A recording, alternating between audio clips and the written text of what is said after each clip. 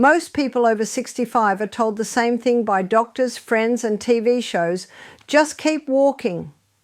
But here's a shocking truth that almost nobody talks about. Walking alone does very little to stop the real reason seniors lose independence. In fact, there is one simple exercise approved and recommended by many orthopedic and rehabilitation surgeons that does more for your balance, strength, circulation, and longevity than walking ever could. And the most surprising part is this: you're probably already doing a weak version of this movement every single day without realizing it. If you stay with me for the next few minutes, you'll understand why this one exercise can literally determine whether you stay strong and independent into your 70s, 80s, and beyond, or slowly lose the ability to get up, move freely, and live life on your own terms. Let's clear something up right away. Walking is not bad. It's good for the heart, it helps with mood, and it keeps you moving. But walking is not enough. As we age, the biggest threat to our health is not a weak heart. It's weak muscles, poor balance, and loss of power in the legs. This is exactly why so many seniors can walk for 20 or 30 minutes a day, yet still struggle to get up from a chair, climb stairs, or catch themselves if they trip. Surgeons see this every day in hospitals and clinics. The number one predictor of whether someone over 65 will lose independence is leg strength, especially the muscles around the hips, thighs, and core, and walking barely challenges those muscles at all. The exercise I'm talking about is the sit-to-stand movement, often called chair squats. Before you dismiss it as too simple, understand this: standing up from a chair without using your hands is one of the most powerful indicators of long-term health in older adults. Studies have shown that people who can easily stand up from a seated position multiple times in a row have a dramatically lower risk of falls, fractures, hospitalization, and even early death. Surgeons love this movement because it directly trains the exact muscles you need for real life: your quadriceps, glutes, hips, core, and even your ankles and feet. Think about how often you stand up every day. From the couch, from the toilet, from the car, from the dining chair. If this movement becomes weak, everything becomes harder. Walking doesn't fix that problem, but practicing sit-to-stands does. That's why many joint replacement surgeons, spine surgeons, and physical therapists consider this exercise more important than walking for seniors. Here's why it works so well. When you perform a proper sit-to-stand, your body has to coordinate strength, balance, and control all at once. Your brain talks to your muscles. Your core stabilizes your spine. Your hips and thighs generate power. This full body coordination is what prevents falls. Walking, on the other hand, is mostly repetitive and low intensity. It doesn't force your muscles to grow stronger. It only maintains what little strength you already have. Now let's talk about safety, because that's always the first concern. This exercise is surgeon approved precisely because it's safe, adjustable, and functional. You can make it easier or harder depending on your level. If you're just starting, you can use a higher chair or lightly hold onto a table. If you're stronger, you can cross your arms over your chest and use a lower chair. The movement stays the same, but your body adapts and gets stronger over time. To do it correctly, sit near the front edge of a sturdy chair with your feet flat on the floor, about shoulder width apart.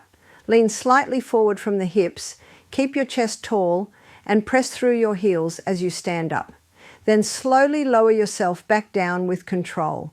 That slow lowering phase is just as important as standing up because it builds strength and protects your knees. If your knees have ever bothered you, this controlled movement actually strengthens the muscles that support the knee joint rather than wearing it down like long walks on hard pavement sometimes can. One of the biggest myths about aging is that weak legs are just part of getting older. Surgeons will tell you that this is not true. Weak legs come from underuse, not age. Even people in their 80s and 90s can regain strength with the right exercises. The sit-to-stand is often the first movement prescribed after surgery because it restores independence faster than anything else. Another huge benefit is balance. Most falls happen not while walking straight, but during transitions, standing up, sitting down, turning, or stepping over something. This exercise directly trains those transitions. Every repetition teaches your body how to stay stable while changing positions. Walking doesn't do that nearly as well. Let's also talk about bone health. When you stand up from a chair, your bones experience healthy loading. This sends a signal to your body to maintain bone density, which is critical for preventing fractures. Walking provides some impact, but it's usually not enough to stimulate meaningful bone strength in older adults. The controlled resistance of standing up and sitting down is far more effective and safer. Now, how often should you do this exercise?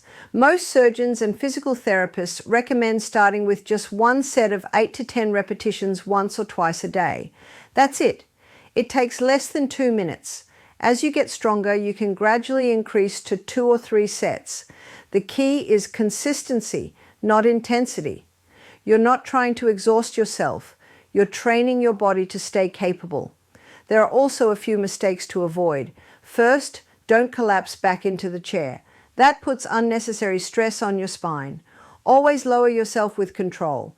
Second, don't let your knees cave inward. Keep them tracking over your toes. Third, don't rush. Slow, controlled movements are far more effective and safer than fast ones. You might be wondering, should you stop walking altogether? Absolutely not. Walking is still great for circulation, mental health, and overall movement. But if you only have time or energy for one thing, this exercise gives you far more return on investment.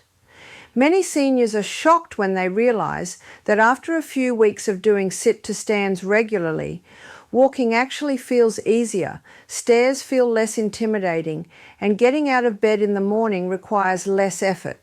Surgeons often say this: "If I could only give my patients one exercise to do for the rest of their lives, this would be it." That's not hype. That's based on decades of seeing what actually keeps people mobile and independent. Another powerful benefit is confidence. Fear of falling is one of the biggest reasons seniors stop moving. This fear leads to less activity, which leads to even more weakness. Sit-to-stands rebuild confidence because you feel stronger in your own body. You trust your legs again.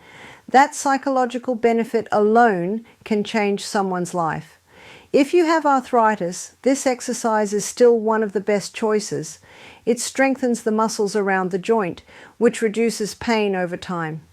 If you've had knee or hip surgery, this movement is often part of your rehabilitation for a reason. And if you're over 65 and haven't had any major issues yet, this is one of the best ways to keep it that way. The bottom line is simple. Walking keeps you moving. This exercise keeps you independent. One maintains, the other transforms. You don't need fancy equipment, you don't need a gym, you just need a chair and a few minutes a day. So let's wrap this up. If you remember nothing else from this video, remember this: strong legs equal freedom. The sit-to-stand exercise trains the exact muscles and movements you need to stay strong, balanced, and independent as you age. And that's why so many surgeons recommend it over walking alone. If you found this information valuable, make sure to subscribe to the channel, like this video, and let me know in the comments what topic you want to see next.